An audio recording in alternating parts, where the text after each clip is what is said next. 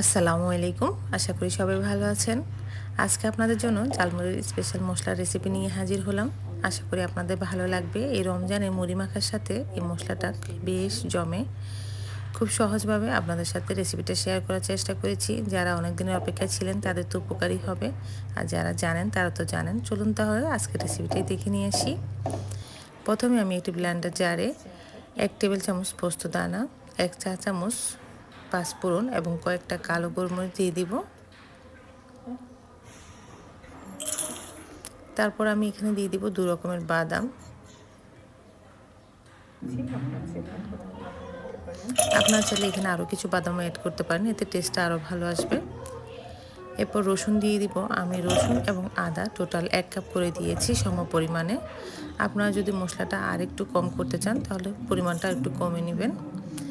তারপর এখানে সাদা সরিষা দিয়ে দিলাম 1 চা চামচ, ধনিয়া দিয়ে দিলাম 1 টেবিল চামচ,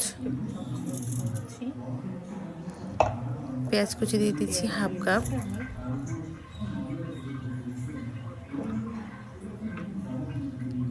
এবার হাফ কাপ পানি দিয়ে সমস্ত উপকরণকে একটু ব্লেন্ড করে নিব।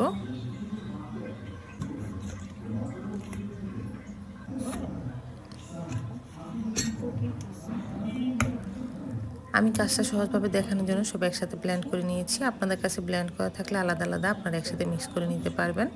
তারপরে 2 টেবিল চামচ দিয়ে দিচ্ছি এখানে জিরা, 1 চা চামচের মতো দিচ্ছি মাংসের মশলা,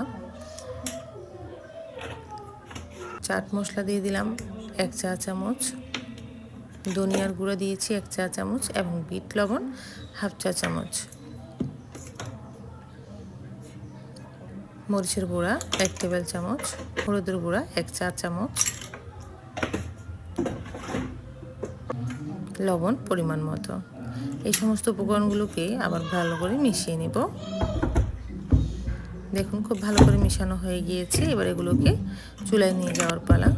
চুলায় আমি আগে থেকে একটি কড়াই বসিয়ে নিয়েছি আর তার মধ্যে 1 লিটার পরিমাণ সরিষার তেল দিব। আপনারা চাইলে সরিষার তেল এবং সয়াবিন তেল সম পরিমাণ নিয়েও এই মশলাটা তৈরি করতে পারবেন। তবে সরিষার তেল দিয়ে তৈরি করলে টেস্টটা খুব বেশি ভালো আসে।